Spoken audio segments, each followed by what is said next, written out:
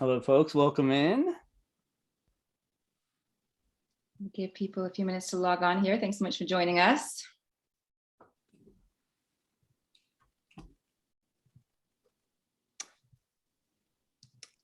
One thing I wanted to give people a chance to do is just as people are coming into the room, this is an event about education. And so I wanted people to give a chance to give shout outs. If there is a uni teacher from your time at uni that was one of your favorites, if you could put them in the chat and perhaps say why, that would be a nice thing for people to see as they walk in the room.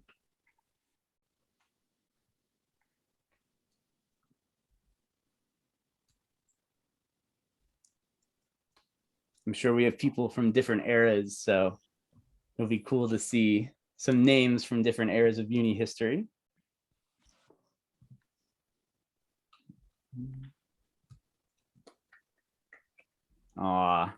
Jim Hurst, I believe, class of 96. Still giving a shout out to Chris Butler, who served over 40 years at Uni High and just recently retired. If you're friends with Chris on Facebook, you might know that Mr. B just was approved to teach a OLLI class. If you're familiar with that, it's kind of classes for retirees. And so he's back in the classroom, it appears, after 1 year, and that's a really cool opportunity for him. I saw that. That's very exciting. I'd love to be able to attend that another class with Mr. B. I immediately messaged my mom, and I'm hoping she's supposedly here, but she seems to be having some technical difficulties. Anyway, I thought that she and a bunch of other uni parents would probably be the first people to sign up for that OLLI class. Yeah, that's probably true. We'll give it one more minute here and then we'll go ahead and get started because I want to respect everybody's time and people join us here. And I'll say, I think I will throw in there that my answer on that would be Bill Sutton, who was a longtime uni US history teacher from the mid 90s to the mid 2010s. And I knew him since I was a little kid and, took multiple years of his classes and amazingly never went on the Habitat trip for folks who know about that. It was basketball season. It was really hard, but still, just appreciated him so much, both, in the classroom and as a person, as anyone who knows Mr. Sutton knows. Absolutely. All right, well, let's go ahead and get things started and people can join us as we go. But welcome, everyone. Thank you so much for joining us on this Thursday evening. I'm Philippa Soskin. I'm from the class of 1999, and I am the president of the Uni High Alumni Association. And we're very pleased to present our second virtual forum of the year with the topic Educating Through the Pandemic. I just want to give a couple of shout outs to the people who made tonight happen, all our panelists and our moderator who you'll meet shortly, Megan Stursa, our assistant director of advancement for Uni High, who really helped get all this put together and helped us with all the logistics, and supported by Coach Joel Beasley, who designed the virtual flyers for this. And then a special shout out to Sam Leroy, who's the vice president of the Uni High Alumni Association and really took the lead in organizing today's event, but unfortunately couldn't be with us tonight. But hopefully, if you're not a member of the Uni High Alumni Association, you'll think of joining. Really, our main goal is to kind of support alumni, to kind of strengthen relationships and keep relationships going towards the future, and to support the school in any way that we can. And we have these virtual events, so we're getting more into in-person gatherings, and we'll have a presence at the the Uni 100 celebration this fall as well, which we're very excited about. So please think of joining at unialumni.org. And also, if you don't already have it on your calendar, please join us for Uni's 100-year century celebration coming up the weekend of October 15th. You should definitely go online at uni.illinois.edu/100 to see the schedule of events. It's going to be a really exciting time. It's going to be so great to see people and get to celebrate such a milestone for Uni. So hopefully you'll join us for there. But to kind of lead into today's session, I'd like to introduce our moderator, Ben Leff, who is an alumni himself from the Uni class of 2001, and also a current Uni Social Studies faculty member, and teaches US history, thinking like a social scientist, and American history through pop culture. And Ben is going to lead our conversation tonight and go ahead and introduce our panelists. Thank you so much, Ben. Yeah, thank you very much. So welcome everyone. Thank you, Philippa, for that introduction and the opportunity to moderate this. I'll just say you are seeing me in my basement lair, which is very true to the topic today, because this is where I spent more than a year of my teaching life teaching on Zoom. So this is appropriate. Thank you. The topic of today is this focus on what it was like to be an educator during COVID and the broader issues of COVID and education. As we know, COVID's cost almost 1 million lives at this point, and it upended so many aspects of American society. And I'd venture to say, and I guess there's no point in ranking, but there are few institutions as fundamentally transformed and disrupted and altered as education was. In just a few weeks in 2020, schools across the country scrambled to reimagine what school would be like, what learning would be like in a virtual environment. By fall of 2020, school districts struggled with some immensely challenging questions. Should we go back to attending school in person? If so, what precautions do we need to keep for the health and safety of our kids, staff, as well as families? If we didn't come back in person, how do we make an educationally enriching online experience for students? And it seemed like everything about the world of education had changed, and it just kept changing under our feet as the course of the pandemic waxed and waned, as popular attitudes changed. All of these things were constantly in flux, and educators were on the front lines, trying to build the plane as we flew it, trying to adapt our curriculum to this online learning environment, trying to figure out how to, in many cases, simultaneously teach the students in front of you and students somewhere else in a Zoom room, and working to support students and their families through challenging times. It's been a ride. And we're so grateful to have three educators who are also Uni alums here to talk about it. So we have two younger graduates here today. First, we have Alice Rietz, who graduated from Uni High in 2014 and has held several teaching roles, but is currently a social studies teacher in the Jennings School District in St. Louis. We also have Kayla Simpson, who graduated from Uni in 2013. She has the somewhat strange but enriching experience of teaching at her high school alma mater, which I know something about. She's taught math at Uni since 2020. And then Kate Berger is from the Uni High class of 1999. You might remember her as Kate Schrepfer. I personally remember as Laura Kate Schrepfer because I go that far back. Anyway, Kate has spent her entire post-college life as an educator, as a teacher, as an administrator, now a freelance instructional designer, and many other roles I'm surely not mentioning. I also will embarrass her by saying that in May 2021, she was honored as just one of 3 finalists in the state of Colorado for the Presidential Award for Excellence in Mathematics and Science Teaching. So I got that from her LinkedIn page. She did not tell me that. So yeah, thanks to all 3 of you for joining us tonight. I have some questions planned. But I want to encourage people to submit questions in the chat. There's that option where you can choose like host and panelist and submit those. I want to make no promises about how many of your questions we can get to. I don't know how many we'll get, but certainly feel free to submit them. We're going to start before getting into like the COVID stuff immediately. You're all Uni alums, Kate, Alice, and Kayla, who became educators. So I'll start with a question I asked people as they came in, and we'll start with Alice. Who was a favorite teacher of yours during your time at Uni, and what did you appreciate about them? Yeah, my favorite teacher at Uni was Mr. Rayburn. I had him for subby English, and then I also took him for electives both junior and senior year. I know he's kind of most known for the Shakespeare thing and kind of his love and passion for that. But really what he most influenced me was a project he did subby year, where he had us read and research a banned book, why it was banned, kind of what the arguments against it were. And actually then when I did my thesis, before I graduated from college, I kind of took that project and I expanded it into like a 120 word or 120 page, kind of hopefully better written version of that project I did as an 8th grader. So he really had he kind of set me on that English path. You'll be happy to know that even though Dr. Rayburn has retired, we are not done doing the banned book project.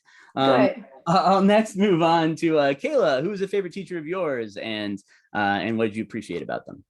One of my favorite teachers was Dr. Boca. I had her for my freshman geometry class. Something I really appreciated about her is that she really went in depth into math topics. And I also accidentally ended up getting to state on a math contest, and she was very helpful with that. She told me, don't be scared, be prepared. And I did prepare with her all freshman year for that. So. Very nice. And she might be mad because she's trying to keep this as low key as she can, but she is retiring this year after a long career at uni, and much appreciated. Yeah, let's go on to Kate. Who is a favorite teacher of yours? So you probably won't know any of these people because I graduated 100 years ago. But I think, you know, there's a lot. There's the classics like Bill Sutton. There are the 1-year sabbatical coverers like Henry Kamerling. But at the end of the day, it would be Lisa Maselli and Sally Walker.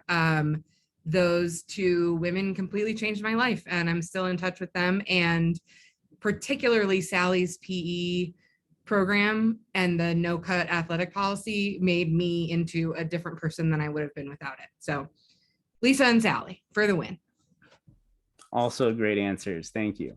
Yeah, the other thing I wanted to ask is, you know, me, Alice, and Kayla are all classroom teachers. You know, Kate, you have another kind of layer to your experience, and there's a lot of layers, but let me just focus on one. You were a founding principal of a school in Colorado. Could you just tell us a little bit about the experience of starting a school?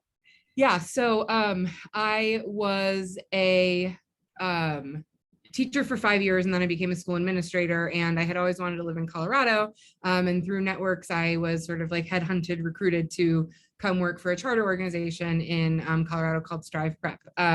And there's a lot we could have a whole nother panel on thoughts about charter and public and Teach for America and blah, blah, blah.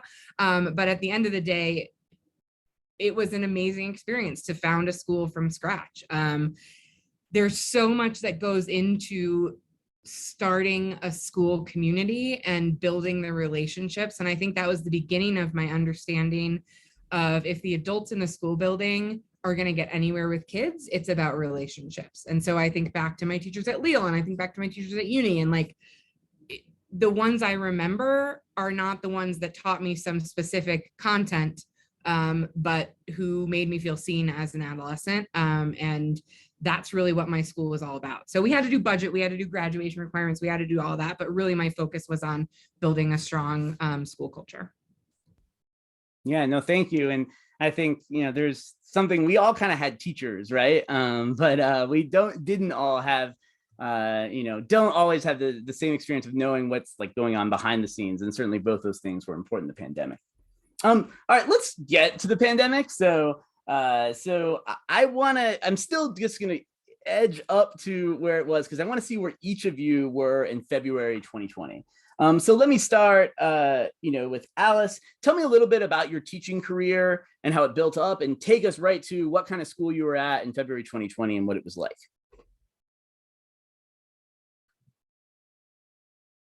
Oh, shoot, you are muted, Alice. Sorry. When I graduated from college in 2018, I moved to St. Louis, and I got a teaching job teaching 6th grade language arts at a school just a little outside of the city. So that's where I was. I was in my 2nd year of teaching when COVID kind of blossomed and shut everything down in March. Yeah. Thank you. And could you actually just tell us a little about that school and what are some, you know, features of it and what kind of community it was? Yeah, so it was a suburb north of St. Louis. It had about 99% of the population was African American. It was a lower income district, but it was a pretty vast district. So when we did go virtual, and I kind of got to see more of the inside of my students' homes, it kind of had a reputation for being low income, but really there was a lot of variety in the kind of homes my students were coming from. Yeah, thank you. And Kate, yeah, can you tell us what you did after Strive Prep, and where were you in February 2020? Yep. So I ended up at North High School, which was the large comprehensive high school next door to the small charter high school that I had founded, which was fascinating. And I was an assistant principal. And so ever since I left the classroom, I've always thought about going back to the classroom. And so after 11 years in January 2020, I decided that in August 2020, I would go back to the classroom, which ended up being my basement. So the 2 months of the actual like shutdown, I was planning an outdoor graduation ceremony for seniors who had their prom canceled, their award ceremonies canceled, and their graduation canceled. So I was stressing out in a different way than as a teacher. Yeah, no, thank you. And I'm not sure we have any class of 2020 in the room from uni, but yes, they had a lot of things that were online to celebrate those rites of passage. Kayla, could you tell us your experience? Because you have an interesting one in terms of, what you were doing right before the pandemic happened. Yeah, so I started subbing for Unit 4 when I moved back home from California. And a current faculty member from uni asked me if I could long-term sub for them for their maternity leave. And so I shadowed them the day before spring break, and that was the day that we decided to go online. So I met the kids in person once, and then after spring break, everything was online. And so it was kind of weird because, I didn't really know anyone. I wasn't able to get to know anyone online as much as I would in person. And yeah, we stayed online for a while. So yeah, no, thank you. And we'll keep going. And I just want to say a couple of things. First, thank you for your patience on people being trolls and weird in the chat. That's another feature, I guess, of the experience of educating during the pandemic. And thank you for your patience with that. And also a cat on screen definitely fits the Zoom class bingo card, definitely works. So wait, let's take us into that moment. Now we're in the spring of 2020. And I guess like Alice, like what was your teaching experience like adjusting to the brave new world of, all right, now we're teaching online? Yeah, the school district kind of made the decision that we would go on spring break a couple of weeks early. And so I remember very vividly the afternoon where all the teachers stayed late and we put together these 2 weeks of basically like a packet, just kind of mostly busy work, to be honest, because we thought, oh, it's just gonna be 2 weeks, then they'll have a week of spring break and then everything will be back to normal. So I do remember really well that teacher collaboration and kind of getting that done really quickly and making something kind of halfway decent. But then as those 3 weeks passed, it became more and more clear that we would not be going back. So for that rest of that semester, we did mostly asynchronous learning. So assignments were posted on Google Classroom and students worked, and then the teachers had office hours where students could come check in. I didn't do a lot of the kind of classic Zoom teaching with 25 kids in one Zoom. So I missed out on that, but as I've heard, I didn't really miss out much. Yeah, and I'm generally a moderator here, but in a couple of places I was empowered to occasionally share my experience. And I'll just share my experience in the spring of 2020, which was, like a lot of people, it's like we go home before spring break. We know it's going to last a while. We don't know how long. And we went to doing stuff on Zoom. And, one of the things that uni did was instead of just trying to replicate the school schedule, we did synchronous stuff. But we didn't do as much synchronous stuff as you would under a normal school day. So each class only met twice a week, like Monday and Thursday for 1 hour each. And then you were doing asynchronous on top of that. The idea being we don't want kids staring at a Zoom screen for 7 hours a day. But I'll tell you, my defining experience of the hard lockdown spring of 2020 was that was when I was both trying to teach my Zoom classes and take care of my 2 kids under 5. And that is just what I remember so much. And it was just this, the scrambling of it, where I'm trying to figure out how to teach on Zoom and what that's going to be like. I'm trying to figure out, how to adjust my curriculum. If we're going to have a lot more asynchronous work, I have to design asynchronous work that complements what I'm doing on Zoom.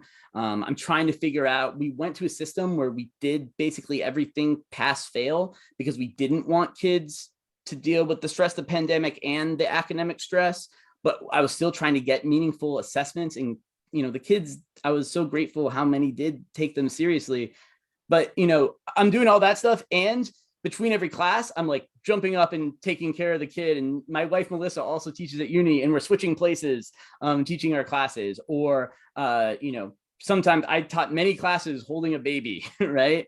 And after the kids went to bed at night, that's when I actually had time to do work, right? That's when I actually could plan my classes and write my feedback. And so I just remember that spring just being like so grueling, and just, yeah, wild. So we can keep talking about that a bit, though. I also want to sort of fast forward to the fall of 2020. And I guess I'll talk to you first, Kayla. A lot of places, weren't in person in the spring of 2020. In the fall, it became a much more kind of open thing, with some schools in some places going back, some going hybrid with a mix of in person and on Zoom, some going on Zoom, still full time. Could you just share your experience at uni in the fall of 2020, and also just what it was like for you to teach in that environment? Yeah, so we were totally virtual. We didn't have anybody meet in person until maybe the last quarter, when we thought some kids could go in and sit in school and be in that environment. For me, it was kind of hard. Like, after all the students introduced themselves, they immediately turned off their cameras, right? It was really hard to gauge if they were actually understanding a topic. And technology definitely came in handy. Like, I always had an iPad so I could do handwritten notes for them. But if I didn't have that, I honestly wouldn't have known how I would have gotten through the year. It was just a really tough time. And I honestly felt kind of burnt out by teaching online and not having that sense of community that we do at uni, and not having, that's why I love to teach, is because I love to be around the kids and see that they're having fun learning. But when it's just you talking to a screen of just a black screen and no faces or anything, it can really drain you. So Yeah, thank you, Kayla. Hey, yeah, Kate, could you chime in on this one?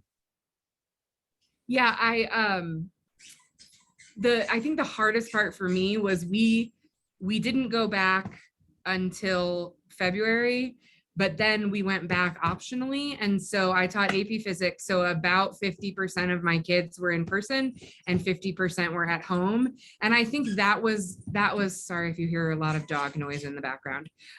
She's my baby. So that was the hardest part, because I would forget about the kids at home. Because I was doing a lab with the kids in person and they were doing a virtual lab at home, and it was such a disservice. So I think that's one of the craziest things teachers were asked to do, was to try to be an online and in-person instructor at the same time. Yeah, thank you. I generally didn't have that experience, and that just did seem so unbelievably hard. Alice, could you share what your kind of fall of 2020, spring of 2021 was like? Yeah, I had a very different experience. In April 2020, I decided not to re-sign my contract at the school I was at. I kind of thought at that point in April, like, oh, by August, things will be normal again. Everything will be okay. And I clearly got that wrong. So when it was kind of time to start thinking about going back to school, I had been applying to regular teaching jobs, but I had also been looking at what else was going to happen with the school year. And I found a family that was looking for a teacher to come into their home and work with their kids who were doing virtual learning through their school district. And so I took that opportunity, and that just lasted the one semester, fall of 2020. I worked with them while they did the Zoom. I would sit next to them and just kind of make sure everything was focused, everything was understandable for them. And then after school let out, that's when I kind of had fun with it, and we did a lot of hands-on activities. I was working with younger kids in elementary age, so we did a lot of like the kind of science and hands-on math activities with the manipulatives. We would go outside and learn about things just right out of their house. And so that was a different type of teaching experience, but it allowed me to see kind of the other side of the screen than the teachers were seeing, and also to help them not turn into that, or not see learning as just this like staring at a screen, that I think it became for a lot of students during that pandemic period.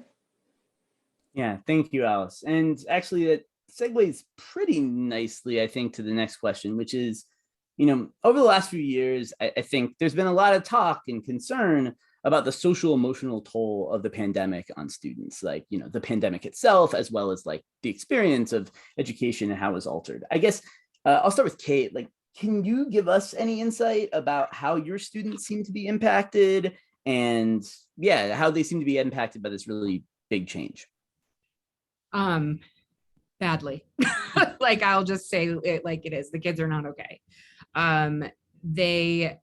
I think it was fun and exciting for them, except the seniors, to not have school for 2 months at the end of the 2020 school year. It's gone on for so long, I can't even remember when it started. And then when our school actually started to come back in what they called learning centers in September of 2020, because so many kids were just completely disengaged. So our principal worked really hard to get permission and to set up safety systems so teachers could optionally come in. So like I came in because mostly I was sick of my basement. And I had 3 kids who learned in my room. So while I was teaching, they were on other classes, not necessarily my class. And that really was a game changer for the group of kids that was sort of on the cusp. Like, we hadn't quite lost them yet. But we lost a lot of kids. And when they came back this year, it was like they were different people. They were depressed, they were anxious, they were suffering from legitimate mental health issues. And we had more fights this year than we've ever had before. We have, I think our SRR is a suicide risk review, and I think that tripled in the fall from previous years. And so we as adults were getting so much pressure to make up for learning loss, which I know we're going to talk about in a second, but at the same time, we're trying to care for children, and you cannot demand that a child do their 25 AP physics problems when they can't even get out of bed, And so I think as much as people said it was hard on kids, I think it was still understood, poorly understood. Yeah, thank you, Kate. And I'll go, I guess, to Kayla next. I mean, what insight can you share about what effect you saw it having socially, emotionally on students? I mean, they weren't able to socialize. Like, even a lot of their socialization came from going to school. And even though like school is online, they weren't able to hang out in person after school because of the COVID restrictions. So they were really depressed. I told them I was really open about extensions, and I got a lot of extension requests because they couldn't get themselves to do it. And I don't blame them. Like, it was really hard for me to do anything, And so coming back to school, I have the 9th graders right now. And so we noticed, like, the teachers, whenever we had meetings, we noticed that they were having a hard time socializing with each other. They still seemed like 7th graders a little bit, they hadn't adjusted to high school yet. And that was just like the new normal, because they had a gap in their education, in their social learning. So. Yeah, no, thank you very much. And Alice, can you share your experience on this? Yeah, I think I have a very similar experience as what was just shared. I think kind of like it's been so much time, so things that are not really normal seem normal to them, just the way that they feel and the way that they're interacting with each other.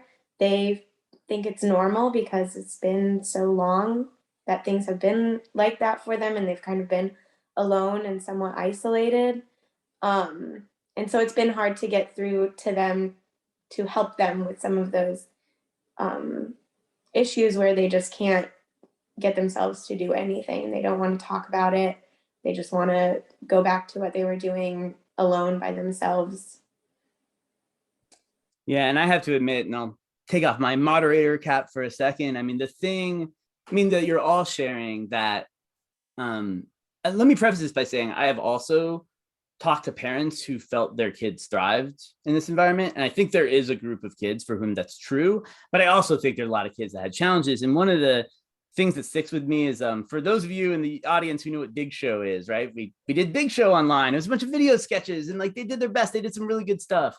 And I can't do justice to it, but there's one that sticks with me, which was this, it was exaggerated for comedic effect, but it was a day in the life of a student during Zoom school, right? And like the basic gist, the images that stick in my mind is curtains drawn, never leaving bed until 11:30, the laptop's on next to you in bed, but you're sort of disengaged. And like, it was, again, like, you know, the point that like the dark humor of it was this sort of monotonous existence. And yeah, that's what a lot of people said. And to Kayla's point about socialization, the way I had one student explain to me at some point, which is like, you know, the thing about school is you have this work and you have like the learning, and sometimes it's fun and invigorating, sometimes it's challenging, but under normal circumstances, it's like punctuated by hanging out with your friends, right? And in between, you can talk. And it was like, that stuff is gone, right? Like all like the socialization that's like reinvigorating is gone, at least to some degree. And I think kids did find a way to socialize, but still like gone to some degree. And what's left is the school. And I think that was just draining and challenging for a lot of students. And Ben, Yeah. can I jump? Yeah. One thing that I noticed is that this social emotional distress exacerbated the gaps between the students who had financially stable lives and the students who didn't. So all of my upper middle class, wealthier white students like formed these pods, and their parents would have them go over to each other's houses, and they'd just have like this school. So they had each other and they were able to connect, and they were able to have study groups. For my lower income students, most of whom are students of color, they were missing online classes because they were taking their grandma to the store to get her groceries. They were taking care of their mom as she ended her cancer treatment and passed away. Like, and it was such a stark contrast when you could see or hear from the kids what barriers were preventing them from coming to school. I think it was for low income families, the amount of an income that kids had to make up for their families also took a toll on kids as well. No, thank you. That's a really valuable insight. I'll pause for a moment to say that, again, if you have questions for the panelists, feel free to write to the host and panelists and add them in. Again, we can't promise to get to everything, but we certainly will entertain that if there's something you'd like to hear from the teachers. Let me go on to the next question. And I'll start with Alice on this one. I mean, we've talked a lot about the challenges, and feel free to keep talking about them to some degree, but I don't know, if you could take a step back and look at this whole experience, do you see any benefits or like things you learned from the experience that were valuable and help you as a teacher going forward? Yeah, I think, okay, first of all, I think when we were doing the kind of full remote learning in the beginning of the pandemic, because I wasn't really teaching classes on Zoom, I was more doing check-ins and that kind of thing on Zoom. That side of things really helped me get a better like understanding and skill set of kind of getting to know the kids and getting to know their families as well, and being not just like a classroom teacher, but also a resource to help them. You know, do you need to get a Chromebook charger? Do you need to figure out how to get Wi-Fi at home? Those kind of things. Being like the person they mainly had contact with from the school, even though that wasn't my job, those things weren't things I was in charge of. That kind of, I've tried to maintain that even as we've been fully back in person, kind of that role of like, how can I get you connected to get you the things you need? And then also, I know Kayla touched on that feeling of burnout that a lot of teachers felt throughout the pandemic, before the pandemic. Um, when I left the kind of pod teaching job that I had, I went as a long-term sub at a public school, and they were doing hybrid learning. So they had some kids come Monday, Wednesday, some kids come Tuesday, Thursday, and then Friday was a full virtual day where teachers still came into school and kids did assignments or caught up with assignments, and teachers just had that Friday as a work day. And that was, to me, extremely beneficial. In my first couple of years of teaching, I was taking things home, planning on the weekends, grading on the weekends, grading while I was watching TV at night. And then having that Friday to myself just to work and get things prepped, get things graded, that really made a shift in how like burnt out and overwhelmed I felt. Even though we were still going through the pandemic, I was able to get a lot of that stuff done at school and not take it home with me. And that's something that I've tried to maintain, even though we are back fully in person now. I've been trying to have kind of those better limits and better do better at not like leaving work at work. Yeah, no, thank you very much. I mean, you brought up a term and that where we wanted to go. So if anyone wants to, Kayla wants to loop back on some of the themes she brought up, but she mentioned the term teacher burnout, which is something we wanted to talk about. And I guess I'll start with Kate on this one. I mean, this is not a new thing in the field of education, like talks of teacher shortages and teacher burnout. This is very common. I think it's undoubtedly true that the problem has been exacerbated. We hear of teacher shortages, retention problems all over the country. And I'm just curious if you can share your experience from, your own personal experience or what you saw. Like, what do you see as the challenges with teacher burnout and, why we might be seeing teacher shortages? Yeah, I mean, I am teacher burnout. I'm not a teacher anymore. And that was the hardest decision I've ever had to make. And I'm still processing it. I went on leave in January and left in April. So the last time I saw my kids was before winter break. I think I want to harp on what Alice pointed out. That day, we also had Fridays to work, and our last classes ended at 1:30 on the other 4 days of the week. And so that we did a great job teaching online despite all the challenges because we actually had time to do our jobs. And so I think while there were good things that came out of the shift to online and hybrid learning, our mistake as a society, as a culture of educators, of school leaders, of district leaders, state leaders, whatever, is that we didn't continue those. We just went right back to the way it was. And so, like, as an example, my principal fought with folks from his direct supervisor all the way up through the state on allowing asynchronous learning to count as seat time minutes because it had for an entire year and a half, and suddenly it no longer could. And that then took away our extra planning time. And so teacher burnout is real. We are not only do we not have time to do our teaching jobs built in, we also have even less time because we are the school nurse and we are the school social worker and we are the lunch lady. I have begged and pleaded for thousands of dollars from my family and friends to get snacks for my classroom and supplies. And we can't be all those things for students right now. And it's bad. The number of, I think my school had 90% retention every year. And this year, I think they're losing about 30 or 35% of their staff, counting everyone who's resigned in the middle of the year. So like, we're all sitting there wondering what class sizes are going to be in the fall and who's going to teach the kiddos. And like, luckily I've had 2 student teachers in the last 2 years who are ready. And so that helped me be able to say, okay, I'm going to hand it over to the youth. And so thank you, Alice and Kayla for being there and having the energy to take on the reins. And then the commentary and the push from parents to then want to take a microscope to every book that you're reading. I have a first grade teacher friend who has an Instagram account and talks a lot about teaching little kids about gender. And she has now been attacked, that her name got out. And so she, I think, got like 1,000 emails this weekend. And it's the way, sorry. So we're burnt out because in the building, we can't do what we need to do. And it's not because of the school admin, it's because of the structures.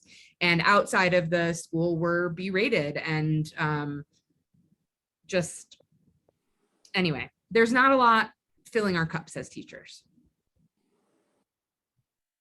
No, thank you very much. And you know, one thing I will run with on that a little bit, and I'll just say at uni, there's a lot of ways in which we have a fortunate setup, and one of them is we have a lot of teacher autonomy, and there is no one checking what books, you know, and I don't have the campaigns about what I'm showing in my classes. And in Illinois, there aren't any state laws limiting that. But one of the things, I have a cousin-in-law, I guess, who is a teacher in a state where they do have some of those laws that limit various, you know, I forget how it's phrased there, whether it's talking about critical race theory or inflammatory subjects. And for her, like what she was teaching in this instance, I don't want to get too much into the details, was probably okay. Like it probably did meet the law, but it became this thing where she just spent the rest of the day after teaching it, because it was somewhat sensitive, worrying about every email that showed up in her inbox.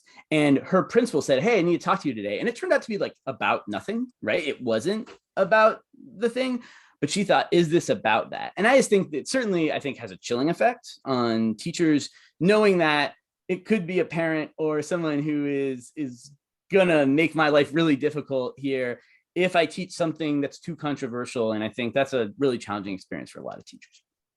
Let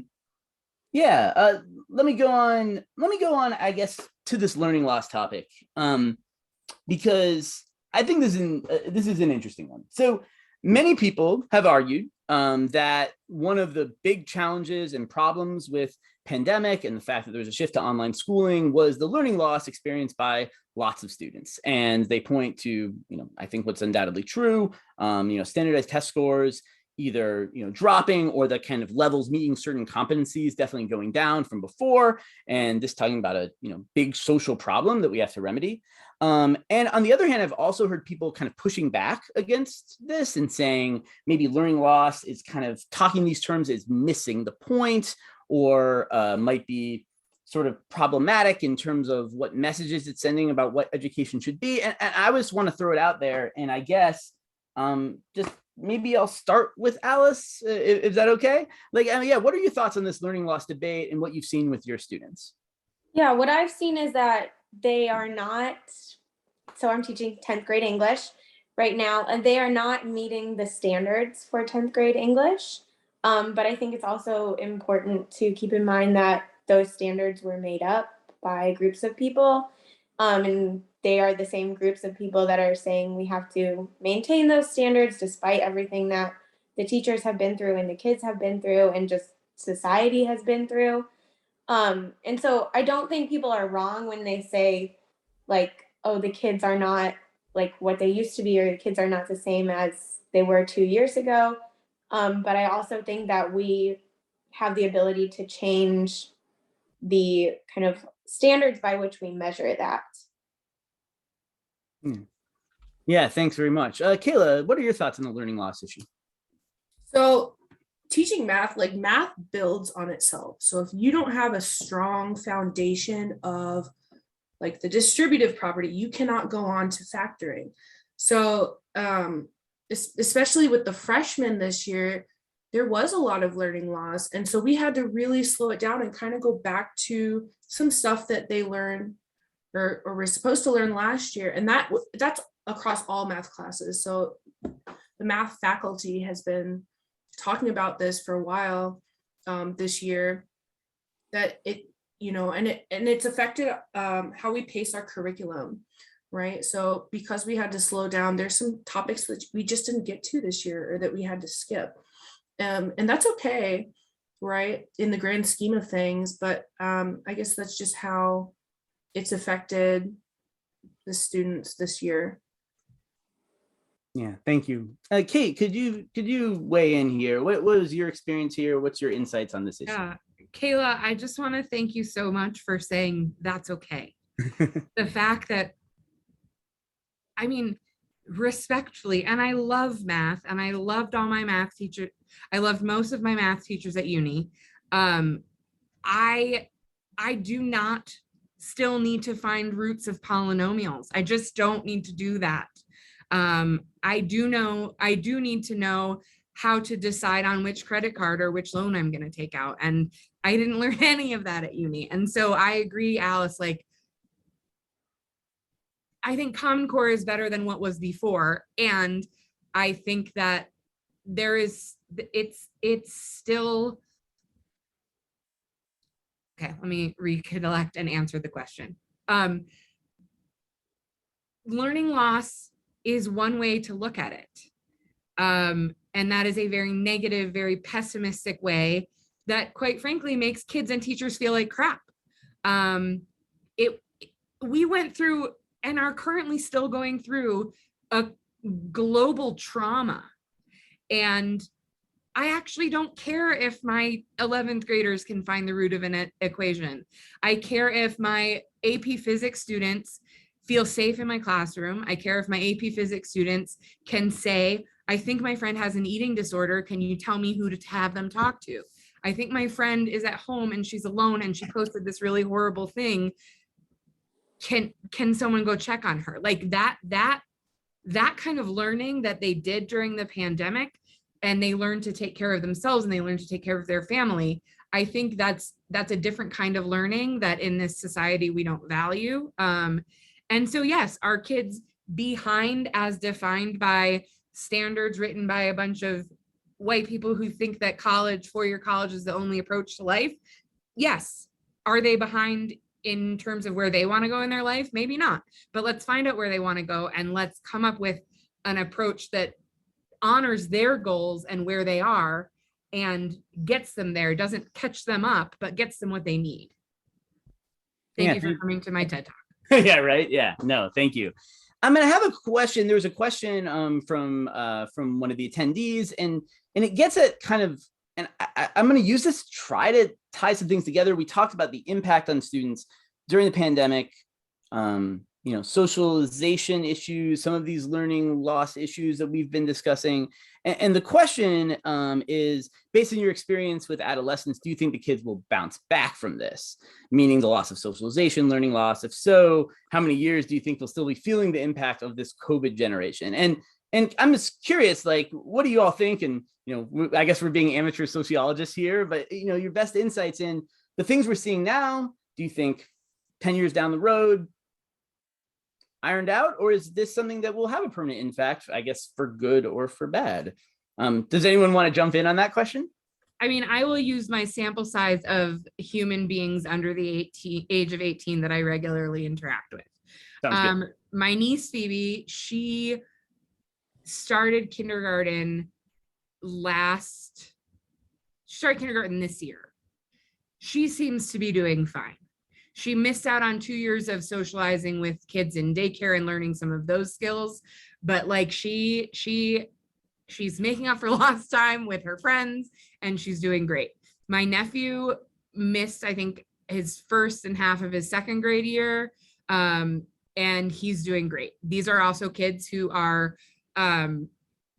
have been reading books since they were little and have parents who work at universities, and so like they have all of these resources. I think the kids that I'm the most worried about are the kids who are freshmen, sophomores, and juniors right now, because they missed those 2 years of going through hell in middle school, but learning how to take care of yourself a little bit.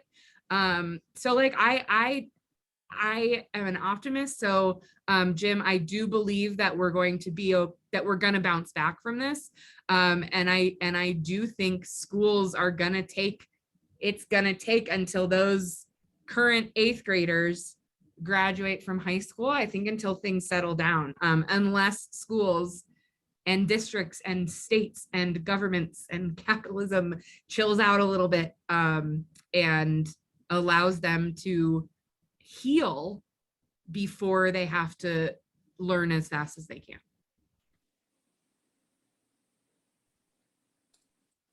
Well played. I'm curious, Alice or Kayla, do you want to take a shot at this, or you let Kate have that, have the last word on that one?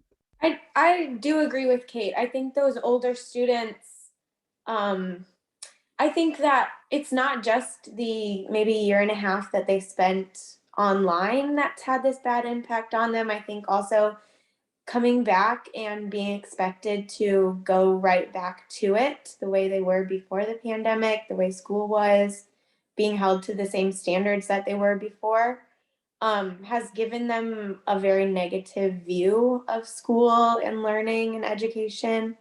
And so I do think, I'm not sure those kids can ever like shake that feeling now that it's stuck with them, but I do think that the younger kids who maybe can get back into a more normal routine and understanding of school, I think they can bounce back. Yeah, thank you. All right, so yeah, so let me say that there's that there might be time for one more question if you get it quickly in the chat.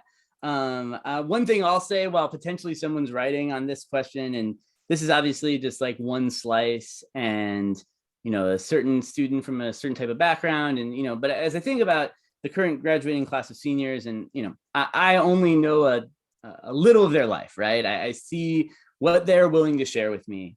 What I will say has been really nice is we've gone through all the old traditions, and the seniors suffer. For those of you who know that, we're putting up the handprints on the wall. We're about to have graduation, and I had these classes, and I'll tell you, I don't want to say normal or anything. Things are still different. I mean, we're in mass all year. But we have, I've just been so impressed with my students this year, and admire what they did intellectually and socially and emotionally. In a lot of ways, I do feel good, and it's been really nice this year. There is a question that was posted publicly in the chat, and so I will let anyone who wants to take a shot at it go for it. This is, and I think it's a nice way of wrapping things up. Like, should we go back to normal, right? Or should we be making changes to what we consider normal based on what we experience? What changes should we make? This was similar to the final question we were planning in a lot of ways. So does anyone want to start us off on this?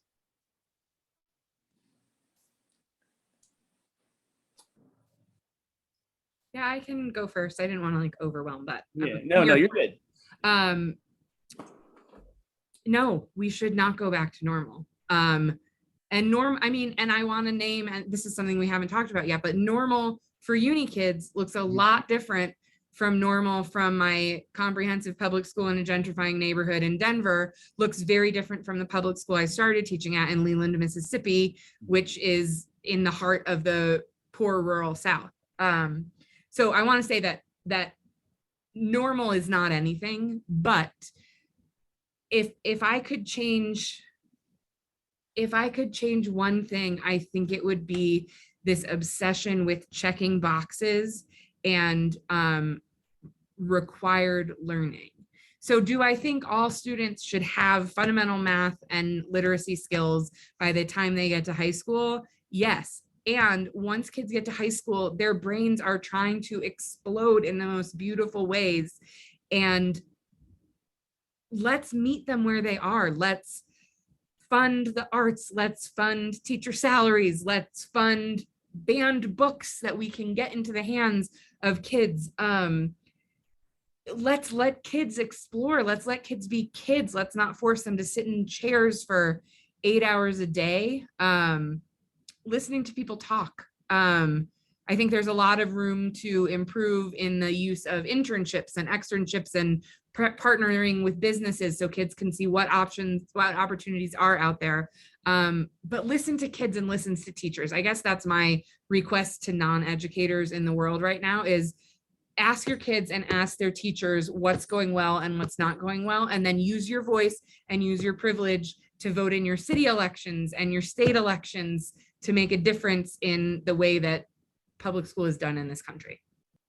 Yeah, thank you. And Kayla, I guess it's a tough act to follow, the rousing speech of Kate, but I mean, could you weigh in on this question of, your message about what you think would be beneficial to change to the assembled uni alums here today? Yeah, so I guess what struck me was caring more about the students themselves instead of how much they're learning, right? And so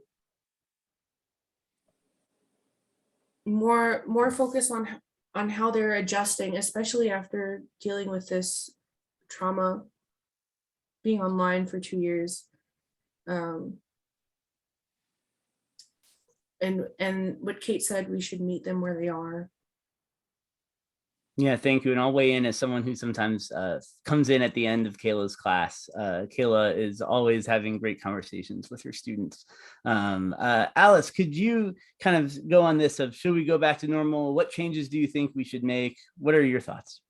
I don't think we really can afford to go back to normal, not just for the students. And I agree with everything that Kate and Kayla said about the students, but I think we also can't afford to go back to normal because of the teachers, and nobody wants to be a teacher anymore. And so I think that's another part of not going back to normal. We have to figure out how to make this whole profession more sustainable so that we can have good teachers, people feel encouraged to be teachers, and like that is a positive way that they can make an impact in their community. Well, I just like to thank all of our panel. So Kate, Kayla, and Alice, you are all muted, but in your homes, you could give them a round of applause for everything they did. I'll do it unmuted. Yeah, there we go. Thank you so much for this. And awkward Zoom applause and exactly. Jokes is very much part of this. Like Good. Jokes that you think are hilarious, and then you just have to laugh to yourself. Good. That's Zoom teaching. This is part of the bingo card if we're doing this. Yeah. So let me just say a couple of things. I do want to echo Philippa from the beginning to encourage people to join the Alumni Association if they haven't already. And if you are involved, continue to get more involved. Virtual events like this one, hopefully doing more and more of the meetups and getting in a place where we can safely and productively do those things. And it's also just a great way to connect with fellow alums. And so, go on the Facebook page, interact, sign up, all those things. And the other thing I will definitely point out, thank you, Philippa, for the URL. That's awesome. And then the other thing I'll definitely point out again is the Century Celebration. It's scheduled for Friday, October 14th through Sunday, October 16th. The tickets for like the gala on Saturday night will go on sale soon. But we really strongly encourage you, if you haven't already, like get your accommodations. We have blocks at various hotels. You can go to what Megan just put in the chat, uni.illinois.edu/100, and can, get the information about that. It would be great to do that. I don't know if you heard, but U of I moved their homecoming to our weekend. I thought we had dibs. And so get that hotel room so that you can be there and enjoy this really special experience to, celebrate our school and help sustain it for the next 100 years. So thank you, everybody, for coming tonight.